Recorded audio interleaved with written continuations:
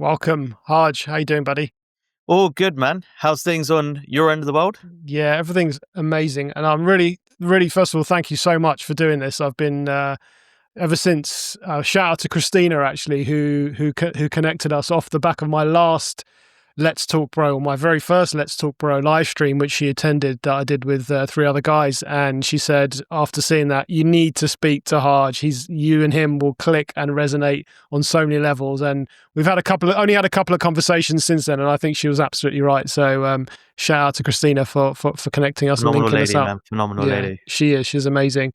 If you don't know, welcome everyone who's watching. This is a long overdue episode of Let's Talk Bro. We kind of had the summer off, and I'm really got some amazing content lined up for the next few weeks and the remainder of 2025. If you don't know Harj is a recovering gambling addict, a suicide survivor. He's a massive advocate in the mental health space, specifically, or especially within that South Asian community, where we know that addiction and all of these mental health issues are extremely taboo. I don't want this to be Harj telling his story, because he's told his story untold amount of times on various other podcasts. In fact, I will link some of those in the comments of this after this live stream. So if people want to go and really go a deep dive on Harj's story, I suggest you go and check out some of those podcast episodes. But Harj, just give us a quick synopsis about why we're talking today, and kind of how you got here, and what your history in this space. So, first of all, I want to say how important it is that you're using your platform and your voice to bring topics like this to the conversation. And the topic that we want to specifically talk about today is the hidden addiction, or also known as silent killer. Now, this addiction, unlike, say, drugs or alcohol, you can't see. And for 12 years of my life, from 2009 up until 2020, no one saw it. Not my family, my wife, my loved ones, friends. Why? Because I could mask it behind the stresses of life, stresses of work, things not going right in life. And you might be wondering, what am I talking about? I'm talking about the world of gambling. Now, growing up in a South Asian household, being Sikh and wearing this bright orange turban, I've always been in this place where I haven't grown up in a really religious family, but the society, I'll say the society I've grown up in has been, if you don't live up to a certain level of standards, you could be deemed as a failure. So whilst that didn't play out whilst I was young, there were little signs that I didn't pay attention to. And there was an incident that happened when I was 8, 9 years old with me and my dad that led me into shifting my perspective of parenting my dad as opposed to him parenting me. Then that created a trail of other aspects that I felt was missing. I didn't know this until I went on this journey of recovery and therapy. But ultimately what happened was, in 2009, I went out with a couple of friends into a casino, and that was the start of a downward spiral. So what started off in a casino playing card games, whether it's baccarat, 3-card poker, roulette, then quickly went on to the bookmakers, where I spent most of my time on the horses and dogs. And it was no longer then, I think even the transition from changing from being just a lucky better on numbers and colors and what sounds great, to a game of skill, from horses, understanding who the horses are, who the ratings are, their speed, their mares, their trainers. You almost go into this full knowledge of, I need to know everything about this, because people think that, yes, there's an element that they want to gamble to win money, but also it becomes, how can I prove myself better than my last bet, by upskilling your knowledge and really deep diving down into, if I did this better compared to last time, or I've seen this mare run in this one, so I can do this one. So what you're trying to do is either dupe yourself or educate yourself or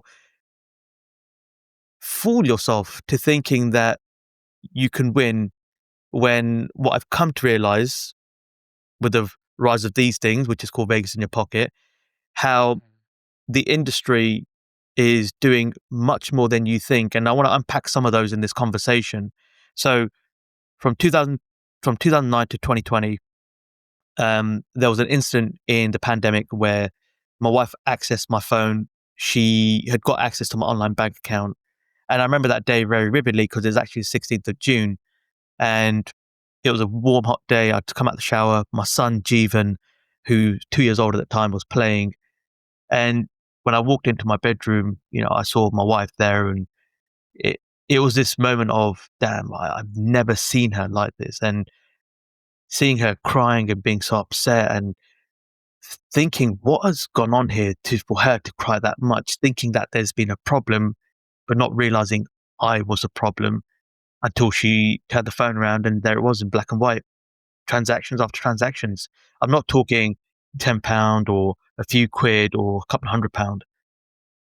When we worked this out, I put my family into £250,000 of debt.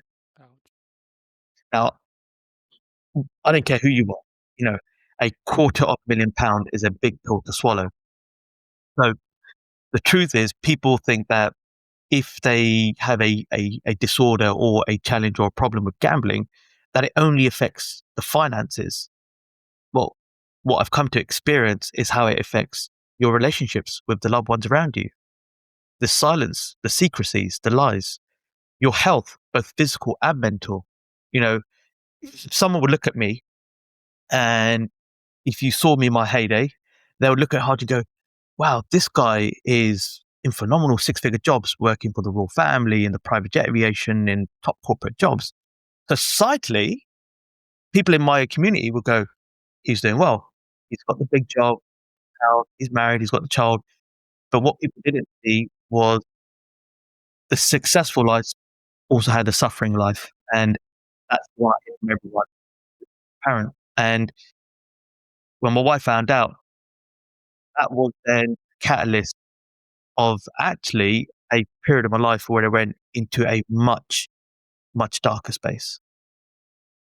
Wow, thank you for sharing that, Harj. And there's a lot to unpack there. I want to just touch on something you said kind of early on in there about when you start to analyze and look at stats. It's a very unique addiction, gambling, because there's always this feeling of you can be better than, you can beat the system, right? You can, as you mentioned, you can educate yourself. I know a lot of people, I like football, and I think a lot of people know a lot about football, and that makes them feel like, actually, do you know what? I know this sport really well. I can win here, and I can predict. And it's a very slippery slope, isn't it? When you start thinking like that, and it is very much almost an addiction mindset when you think that way, that you can beat it. It's the same as an alcoholic or someone abusing something else, where they think, no, I'm okay. I can drink and be okay and get on with my life, right? You feel like you said you're duping yourself into believing something that's not actually the case. What is it? Well, let's look at it. So we touched on alcohol. Now, what I'm saying is that no addiction is good, whether it's alcohol, substance abuse, or gambling, or any other type of addiction. Unlike, say, alcohol or substance, let's take £100 as an example. If you spent £100 on alcohol, there's only so much you can drink, right? If you use that on substance abuse, there's only so much you can take. Whereas gambling, it doesn't actually inebriate you or affect your psychological thinking. So that £100 can go within one spin, or within seconds or minutes. So that repetition of potentially losing more than £100 is more likely to happen, or can happen more often. But also, it's one of the only addictions out there that you can win money. And that's the reality of it. And that's why we're seeing gambling not just being a problem, not just being a public health crisis, it's actually becoming an epidemic. And the more awareness that we can create around it, and the more attention that we can bring to it, the more we can get research and trying to drive a better outcome that's going to really give people the lift that they deserve. Because there are so many people first-handedly experiencing and speaking to people on the other line are going through this, and they're all suffering in silence until someone speaks up about it. Yeah, so I never thought about it that way. You're right. It's very unique in that that perspective. Before we get on to talk about what we want to talk about, I just want to touch on, what was the kind of process for you to shift away from this addiction? Because with other addictions like alcohol, cigarettes, whatever it might be. Sometimes there's not a clear path. I don't want to make it sound easy, but there is like there's like, obviously there's programs, I'm sure there are for gamblers as well, but there are, there are ways in which we can do that. What steps did you take to help you, with this recovery? So even that question there is quite loaded, but it's individual. But from my experience, what happened was, being a South Asian, I thought to myself, who can I actually ask for help? And as a man as well, I think there's this ego that comes in play as well, which is, I can do everything yourself. I don't need help.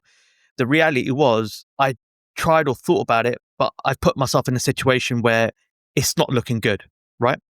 But then who do you ask? Parents? Friends? Family? Brothers?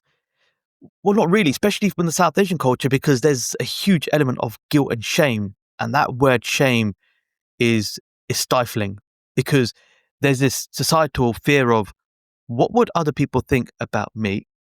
But if I do talk about it, what society or other people going to start thinking about my family? So you almost put yourself into a further place of suffering. So realizing that they can't help me, who do I go to? Well, being a pandemic, I actually contacted my local temple, and the truth here is, not knocking my religion, I came to that call feeling more judged than I thought I was going to receive, because I thought they're going to help me and guide me and support me. The language, the knowledge made me more angry at, I would say, my faith, because I thought they're there to help me.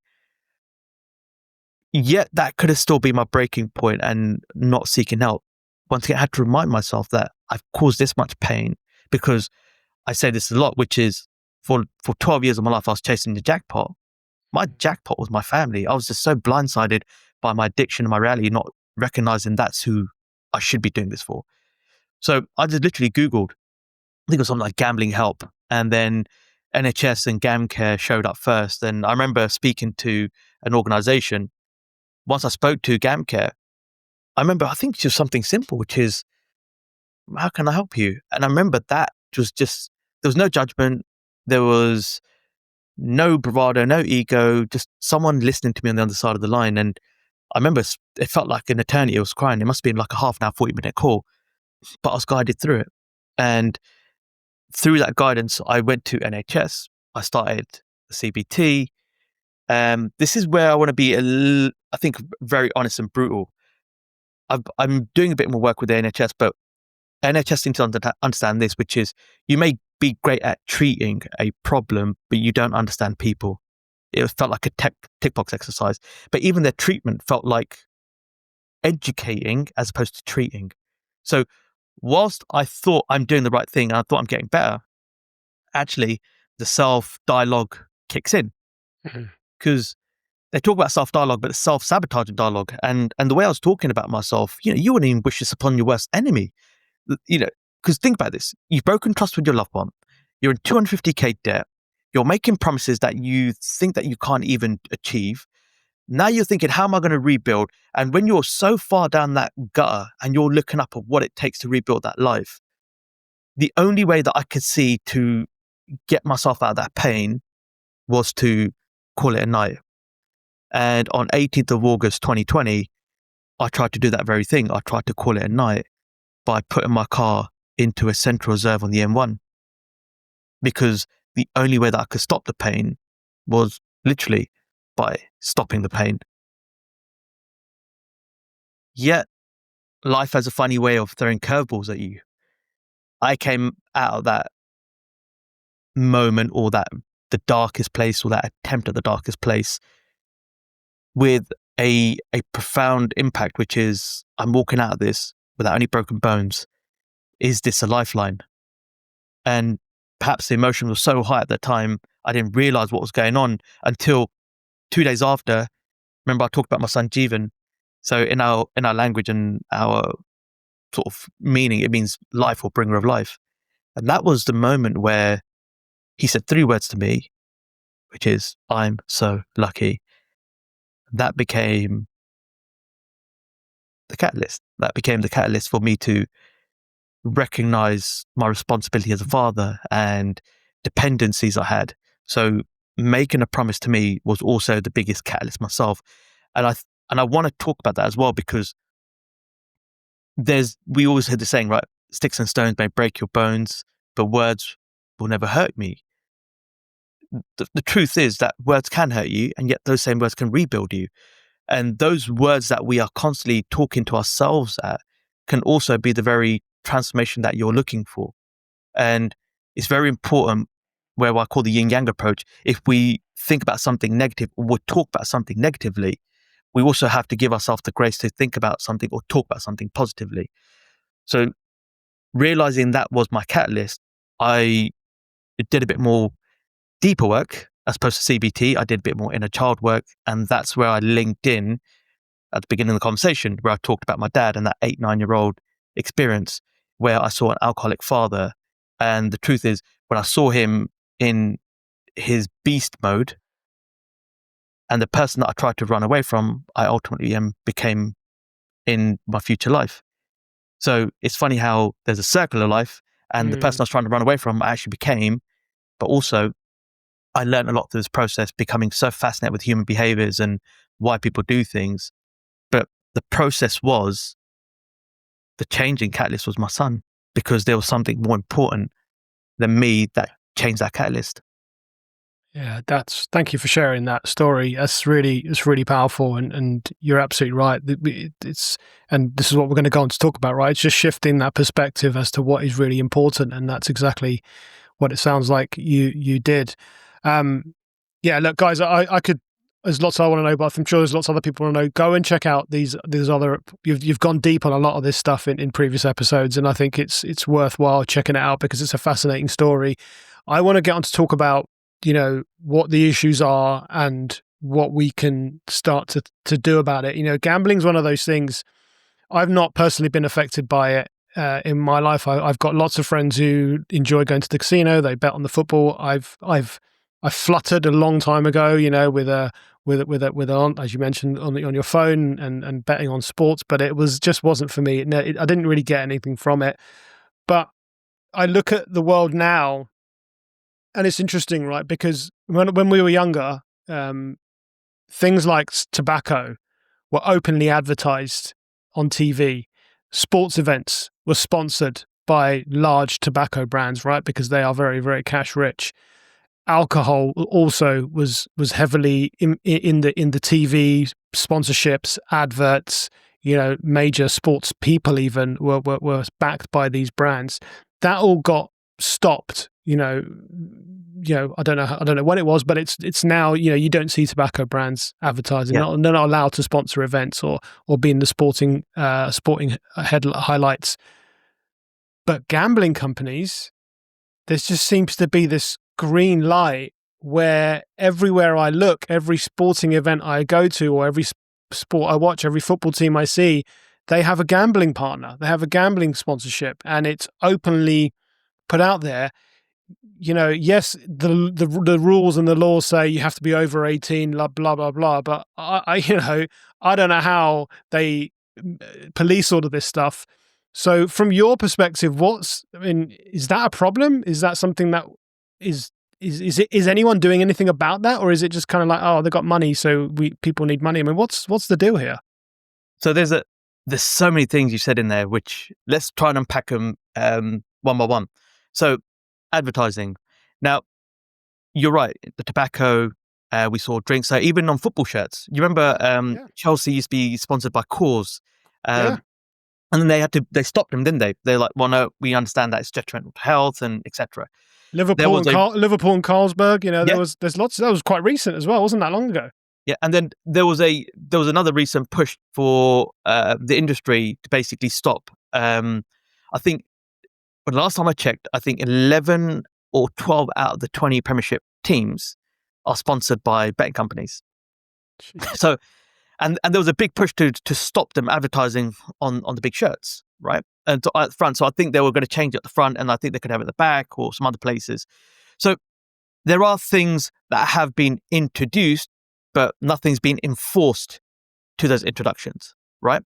So even things like that, and you said the word, the industry has deep pockets. I think they also have a duty where they are allowed to advertise. But growing up, we weren't allowed to watch pornography until I think it was after 9 o'clock or 10 o'clock, something, right? But hey, guess what? Because it's not a bad thing and it's entertainment and it's fun, we can publish it anywhere. Like before, it would just be static ads. Then we saw the rise of, especially with YouTube, with the rolling ads, social media. You can go into social media now and TV and YouTube, wherever it may be. Majority of the ads that they've been showing are either bingo or gambling ads, and it could be one of the big ones like Paddy Power, Bet365, Sky Bet, because they have deep pockets, right? It's okay. If they want to publish their business, that's fine. Why? Because approximately 31 million Britons like to have a flutter, like you said, and they don't have a problem with gambling, right? So to them, it's like entertainment, whether they want to go to the Grand National or sports or tennis, wherever it may be, that's fine. But to that, there's consequences, because with any industry, you look at it, there are some people that are going to fall prey to the other side of it, like I was. And there are so many different figures, but a couple of million, I think on average, about a couple of million people are suffering from some form of gambling-related harms. And you're right. Has there been stuff? Well, I know there was a recent push for the industry to follow ASA guidelines for advertising. What does that mean? Right. So is it just now the ASA basically saying you've got a framework now to follow? But even then, I think the biggest push that they could have was to take away the word fun off ads. Okay. Right? But do you remember the old ads when the fun stop? Yeah. And the fun used to be in capital, bold, glitzy, and so they're trying to make it that it's fun. But even if you look at ads now, I think we're looking at the wrong type of advertising, because people are so focused, because the industry spends in the UK alone £1.5 billion on advertising. So they're not going to put money into advertising if they know that there's no return. Well, what is the return? Well, the industry generates about 15.6 billion, not million, 15.6 billion in revenues. So who are the real winners here? And that's not even talking about the grey market, Right. We'll come on to that in a minute. So what I think we need to look at is what's going to go beyond advertising into influencer marketing. We're seeing, if you go onto social media now, you might have seen it sponsored by X company, or now we're seeing podcasts sponsored by betting, like influencers, like celebrities, Aiden Ross, XQC, Trainwrecks TV, DGen Dolt. Some of these people I speak to haven't heard of these people, but yet these are some of the biggest streamers out there right now. Kai Cenat, KSI, Logan Paul. These people are pushing, like Jack Doherty. I say this to people and they're like, who are these people? Well, if you're not understanding who these people are, you're not understanding that the younger generation, who are the most impressionable, are also opening up to these people, right? So even that, there was a recent study done, 27% of 11 to 17-year-olds in the UK have gambled with their own money in the past 12 months. 11? Sorry, 27%. Yeah, but from 11 years old? Yeah. Jeez Louise. So you're right. And how is that happening when the industry is basically banning it under 18? Well, they haven't even talked about the same habitual characteristics of gaming linked to gambling. We've seen gamification of gamification and gamification of gamification. So we're hearing about people in Roblox and Skims and loot boxes that are turning these digital assets into digital currency, which they turn into crypto, and then they use those cryptos on, guess where? Unlicensed sites that are opened up to pretty much the young. So people that use the grey market sites, and I was at a reform summit recently, and they said there's two demographics that mainly use these unlicensed operators, which are one, younger children, or the younger people like the 11 to 17-year-olds, because they can do it.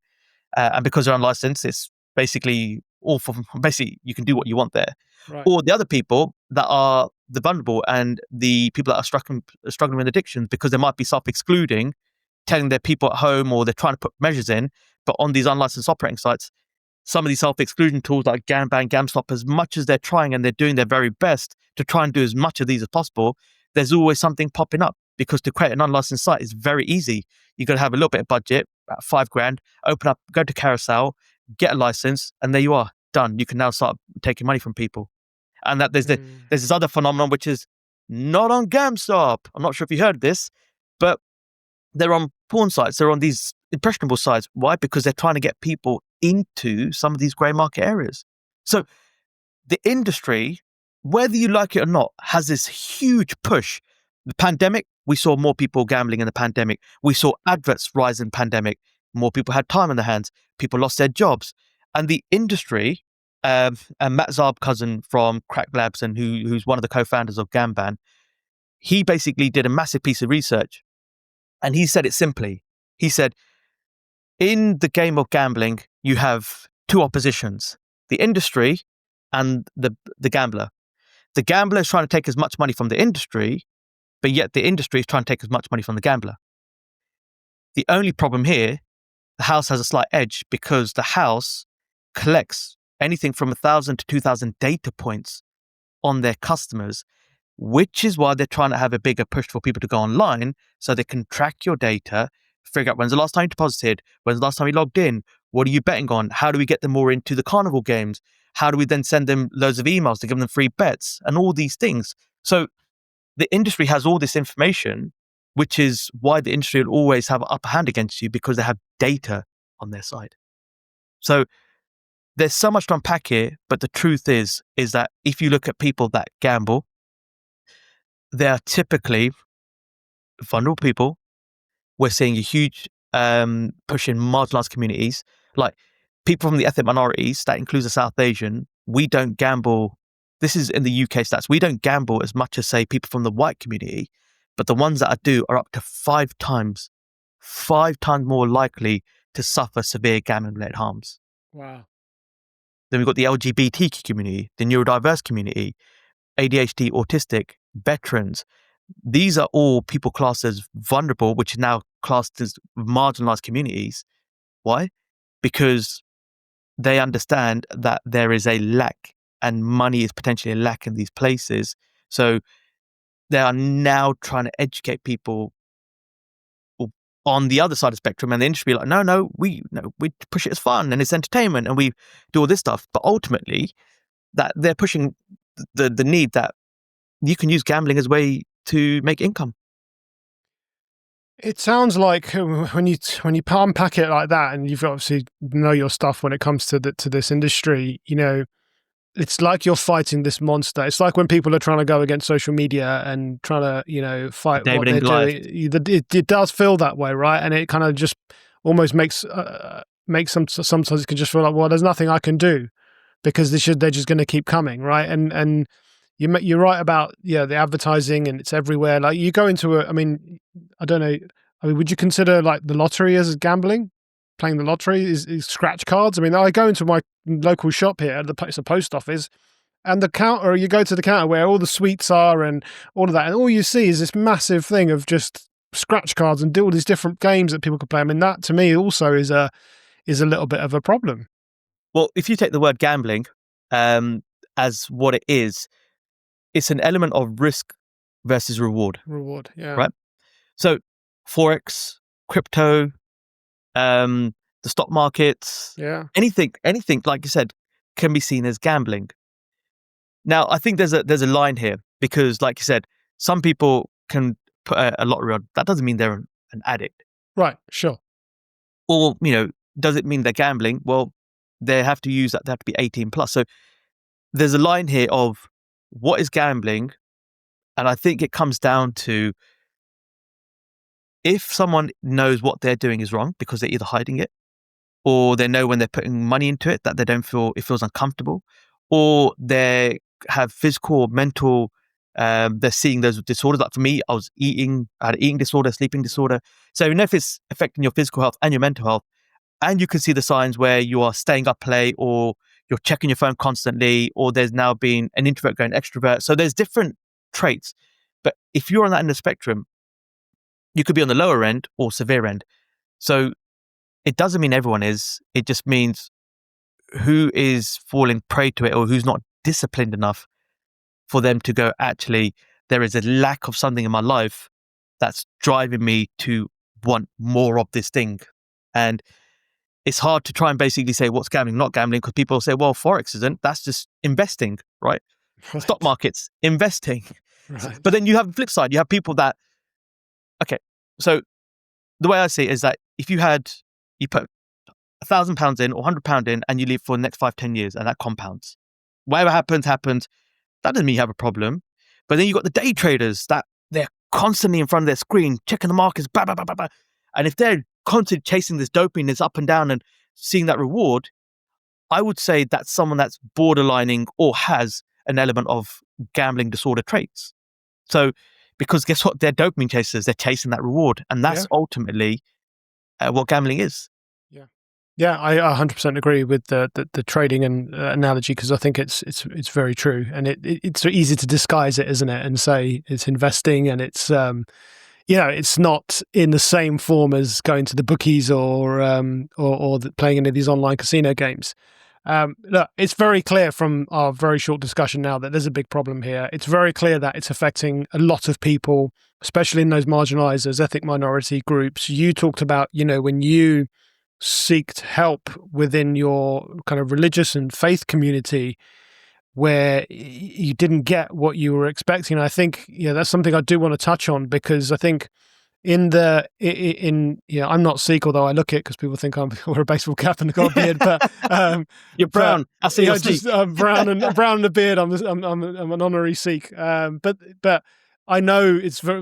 I grew up, my family are Hindu. I'm not. I wouldn't classify myself as that. But we grew up in the Hindu culture, very similar to Sikh culture in many ways. Obviously, both originate from India, but in those cultures, there are very strict rules and laws around how one should behave to qualify for the afterlife, reincarnation, whatever you want to believe, karma, all of that sort of things. And when you fall outside of that, when you are doing behaviors outside of that, judgment is there. There is a lot of judgment. There is this, haram, and you shouldn't be doing this, and this is against God's will, and all of those things. And that's not going to help, right? That doesn't help the person in that moment who is suffering that. It may be different in other communities and other non South Asian religions, but I certainly know from the Asian community. You look at Islam, gambling's haram. It's banned. You can't even.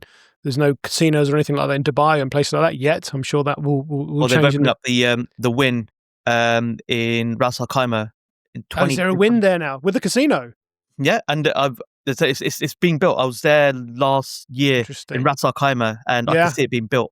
Okay, interesting. Well, there you go. That's obviously going to open up a whole new world. So what do we need to do? You talked about, when we had this pre-conversation, we talked about shifting perspectives on this addiction. What does that mean, and what do we need, and what needs to happen, and how can people out there, how can we help with this shifting this perspective? The way I think we need to look at this is that we need to understand whether you like it or not, and I'm specifically talking from South Asian culture, it's happening under your nose in your households, right? Whether it's drugs, alcohol, gambling, it is happening. And I think you have to face the reality, which is, rather than focusing on what society or what people say, and even if they do know that there is a problem in their household, let's not talk about it, because hopefully somehow it's magically going to disappear. And that's not how things happen. So there are two words I always use, and I'm actually running a program called Breaking the Sharam. So the word Sharam means shame, and the word Izzat means honor. Now, when we link them two, there's a big push in this whole South Asian, whether you're Muslim, Sikh, Hindu, Bengali, Tamil, wherever it may be. Let's make sure that you're not bringing shame on the family, and that you're holding the family's honor at its highest. Because we don't want to go out there and go into the mandir, go to the masjid, the mosque, or the gurdwara, and then people are watching us and people are bickering about us. This gossip culture has got to stop. If you are gossiping to say that person has a problem, rather than pointing a finger and laughing at the family and talking smack about them, why can't we just turn around and teach us what our faith teaches us, which is to be human, which is what can we do as humanity, as a culture, as a community to support more people? And unfortunately, we are going to run into this issue until we get more people with lived experience, like myself, like people I'm working with, that talk about drugs, that talk about alcohol, that talk about even pornography, shopping, social media, gaming. These are all addictions. So the biggest shift needs to happen is we need places of faith, we need third sector organizations, we need government, policies, charities, all these people that work with marginalized or ethnic minority communities to understand what's happening within their households, within their communities, and within their local constituents. Because once they understand what's actually going on and having it from a place of, right, if someone is struggling with gambling, who do we get in that has experience from them? I would rather, if someone said to me, we're running a talk to a Black community about gambling in ethnic minorities, I would more likely say, whilst I can teach this, because ultimately addiction, whether it's wherever those ones, it doesn't discriminate based on your color, creed, ethnicities, background. Individual societies and environments and situations create the barriers. So the discrimination comes from people and environments. So I would rather turn around to that person and say, well, let me do this. Let me see who's in my network. Like, I know people that are from the Black community. And if it is the Black community, is a Black African, is a Black Caribbean, I'd rather have someone that understands that culture, societal. Even in the South Asian community, we have a different cultural and societal breakdown between the Sikhs, the Hindus, the Muslims, the Bengalis, the Tamils. There are so many different, the Nepalese, and there's so many different subcultures. So whilst it's better to have people that has representation ability that can talk to those communities, I would say allow people with lived experience to have a voice, share their stories, and also show ways they've come out the other end through healing, spirituality, faith, what has been their ways of overcoming the darkest periods of life whilst recognizing that it's actually happening in our communities. And the only way that we can do that is presenting stories and statistics. Yeah, it comes down to awareness, doesn't it? And it's just getting people to become more aware of this. I've seen this firsthand in not in an addiction sense, but in a mental health sense. In that I'd spent a few years working with the NHS on as a health and wellness practitioner on their diabetes prevention program, and I operated in the northwest London area, which, as you may know, is predominantly dominated with, Black, Asian, ethnic minorities, Romanian, Eastern European. There's a lot, the majority of the people that attended my sessions were from those communities. And, right towards the end of the program, we talked about mental health and the impact of stress and how that can lead to diabetes. And there was this initial denial, like, no, I have no stress in my life. Like, there's not even I don't know in your language, but in Gujarati, I don't even think there's a word for mental health. It doesn't exist. It's called delusional. Right. Okay. There's no word for depression, and there's these phrases that we know that are so common. There's no words for those in there. So I did see this resistance to acknowledging that actually. And then when you ask people questions and you kind of talk to them and you interview them and find out what their lifestyles are like, what's happening at home, there clearly is, right? There's clearly a lot going on. But there's this denial to talk about it. Now, most of the demographic I was working with, we had some people in their 40s, very few in their 30s, but mostly 50 plus. So, probably the generation or two, or generation 50, 60 plus, before mine. And that resistance was interesting because even though it was so clear, even though they were, there were people who, if we take diabetes, for example, who food, movement, exercise, they actually were pretty good. They'd go to the gym, they work out, they weren't overweight, they didn't eat terrible food, they didn't eat sugary foods, but the stress, so it was very clear that it's the stress that's causing your glucose levels to rise. And even though the data was that clear, there was a denial. So I think the younger generation are different. They're coming up and they're a bit more open to talk about these things. I think, you and I were both parents, which I think is great, because the more we can talk about these things, more we can come online like this and just openly have this discussion and have it for everyone to hear. I think it starts to normalize the conversation. We're already normalizing men's mental health, breast cancer with its start of the Breast Cancer Awareness Month today, right? 1st of October. And then November, we go into Movember about testicular cancer and all those things. What we're talking about here needs to start becoming part of that conversation. And I think that's the easiest place that we can all start. Yeah. And what you said there was really important, because there's two words you used in here, which is normalizing, and we say generational, and I'll come on to that in a word, in a reason why. Because if we look at the first part, which is, well, if you look at society around us and we see what's going on and that normalization, there are things that we see where we don't think is a problem, but think about it, Christmas, weddings. Like, I'm Punjabi, and you go to any Punjabi wedding or party, and what's the first thing you notice? Alcohol Everywhere, right? I didn't, but there's a stereotype to it, and the stereotype has to come from somewhere, right? Yeah. There can't be any fire without some smoke, right? So, and that's the truth. And do you know what? There were times where I'd be smashed up my head, not realizing where gambling was causing me pain and drinking was then numbing the pain. But guess what? What would happen? Oh, don't worry, let him sleep it off. He'll be okay in the morning. Well, what do you mean? Like, rather than negating the thingy, and then that normalization, which is you go to a party, and if you are not drinking, something's wrong with you.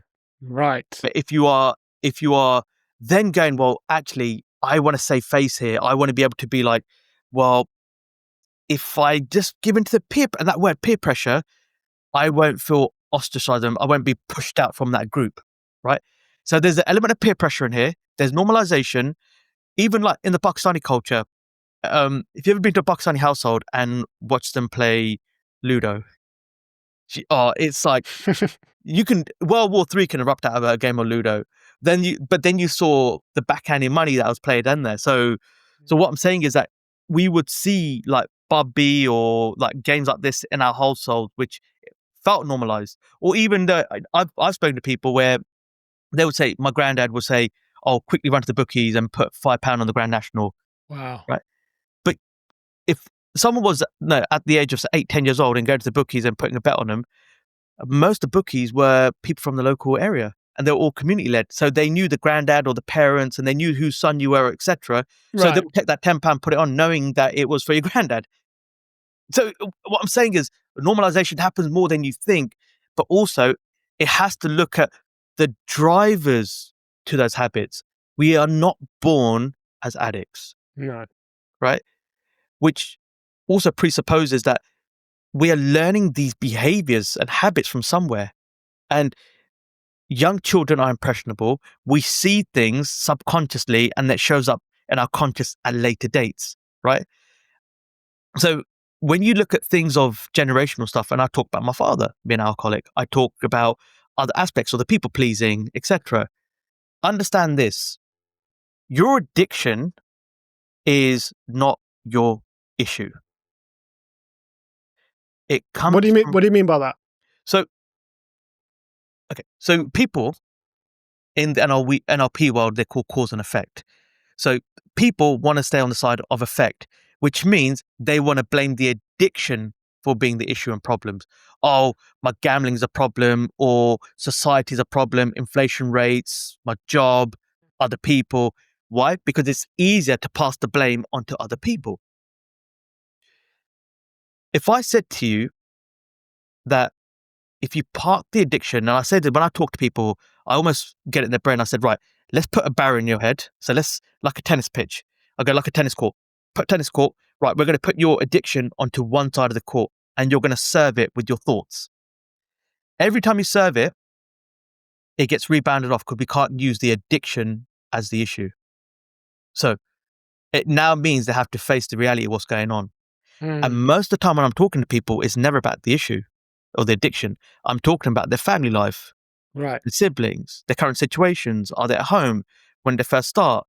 I'm getting to know about their environments, because you only have to look at someone's lifestyle and what they're going through and what's been the driver of pain that led them there, which tells you a lot. Let me give another example. Anyone that goes into the fitness journey doesn't go into the journey because they love it. They go because something has driven them from a place of pain to go into it. I don't like the way I look about myself. I've been told I'm fat, or I've had diabetes problems or health problems, or something from a place of pain has led them into getting fit and working on their health. They start to love it or like it over time because they're seeing small wins. Same thing with gambling. When they see the first win, what happens is, when I talk to people, I say, right, what's that? What I always say to them, what's that first time you gambled? And I get them to experience that moment. Okay, what's that first significant win? Okay, it was this. Okay, what's the biggest amount of money that you won in a single bet or a day? Then they look at it. What they have done is they changed their association to money. Mm. Right?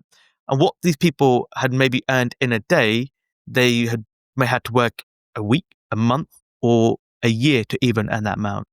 So for them, their association to money and the meaning behind money and the driver of what gambling means to money is that it becomes a place of making money, not as a place of enjoyment and fun. So if we look at people's behaviors and habits, it tells you a lot.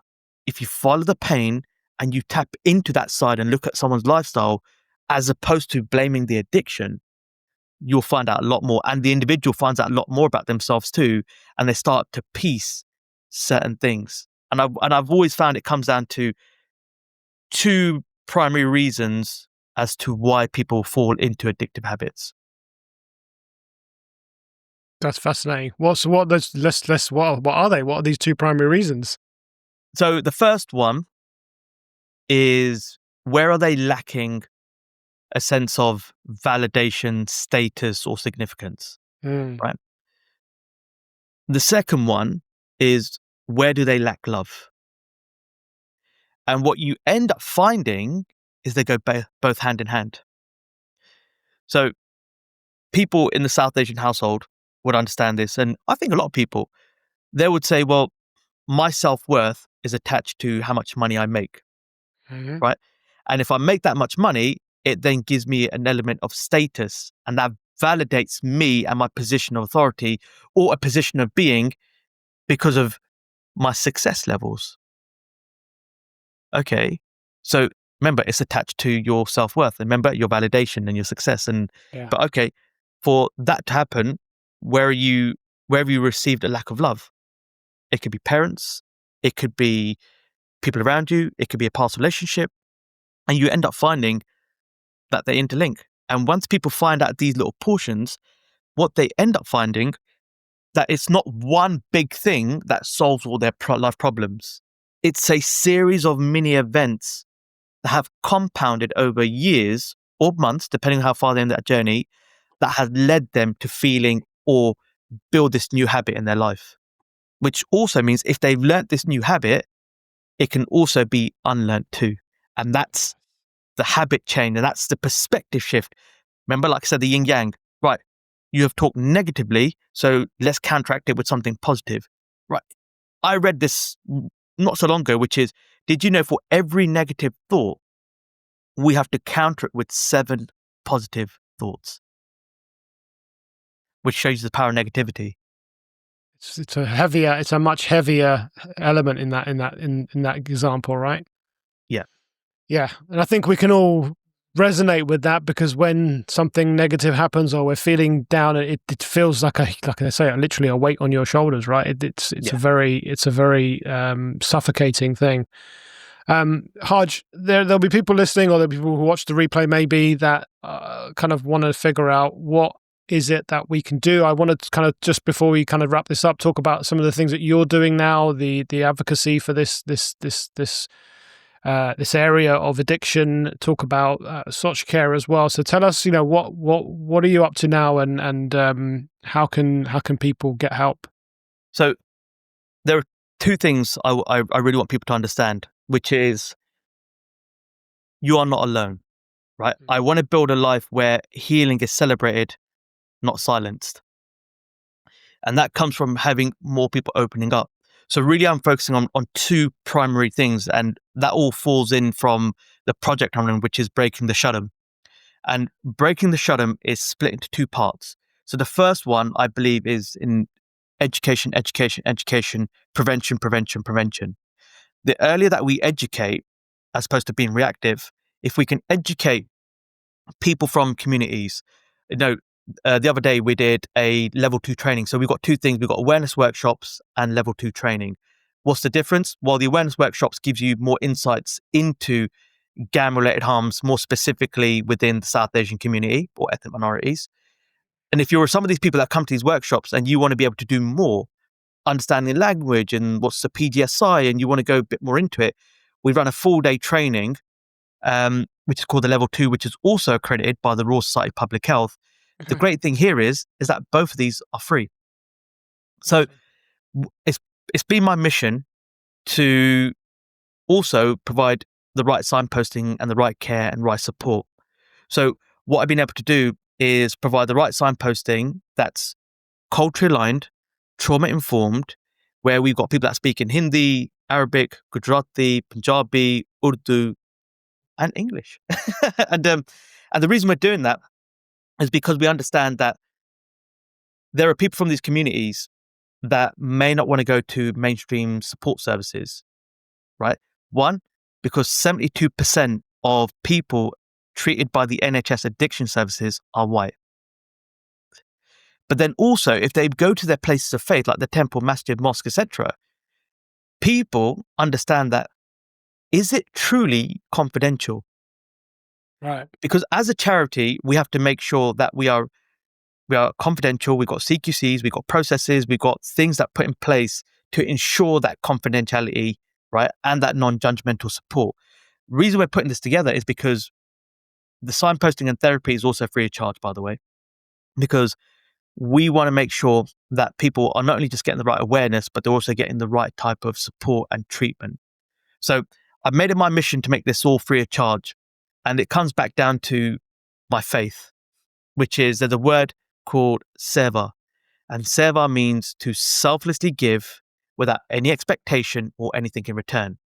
When I listen to my gurus and the teachings of my faith, and this can go into the Sanskrits and the Bhagavad Gita and the Quran, wherever you look at it, they all say one thing, which is when anyone that had an issue, that had a life challenge, that had a problem, that went to the gurus or God, they didn't say, give me £1,000 or £100 and I'll solve your life problems. They said, how can we help and guide and support you? So I live my life on that principle. And then people are like, but you're mad. How are you going to earn a living? I said, the universe, God, faith, whatever you call it, will provide the resources when I need it. I'm more focused on humanity, putting people before profits. So understand, when you're listening to this, education awareness is available through our awareness workshops and level 2 training. And if you're there and watching this and you know someone, I had someone reach out to me the other day on LinkedIn saying her brother is addicted to drugs, and she seen my story and said, I need support for him. Whether it's me, our organization, or people that we are affiliated with, we can signpost you into the right way where we understand that it's confidential and it's non-judgmental, because it's designed and built for people with lived experience that understand truly what they're going through. That's awesome. That's amazing stuff. You're doing such great work, Harj. I'm really happy that someone out there is advocating for this and shouting loudly about it. You're not shy about that, which I think is important. Where you're not scared of confrontation. You will say how it is, and I think that is what's needed to shake the tree almost. Where can people find out about what you just mentioned, your services, what you're up to? Where can they reach out if they do want that support and just to learn more? So the easiest way to reach out to me is I'm omnipresent. So the best thing to do is just type in Harj Gahley, HarjGahley. It's on my name at the banner at the bottom. And then you can reach out to me on Instagram, TikTok, X, LinkedIn. Oh, I think I'm on Reddit as well. So I told you, I'm everywhere. All the platforms. Yeah. All right. Or just go to sorchcare.org, or you can email one of my other emails. I can put that in the chat after. Yeah. But ultimately, reach out to me, and then what I can do is, first of all, just have a conversation with you. And then once we have that conversation and I understand a bit more about the situation, I can then guide you in the right place. So, like I said, anything that you feel or you're unsure about, understand, and I always live by this, that there are hands that are going to push you away and there are other hands that are going to pull you up. Just start asking the right questions to the right people and you'll find that you'll be lifted very, very quickly. Amazing. Harj, thank you so much for your time and your wisdom and your input today. Go check out Harj, type his name in, as he said, in any other platform, sorchcare.org, and reach out, and don't stay silent, and let's start banging that drum a little bit louder. Thanks, buddy. Appreciate you. Thanks.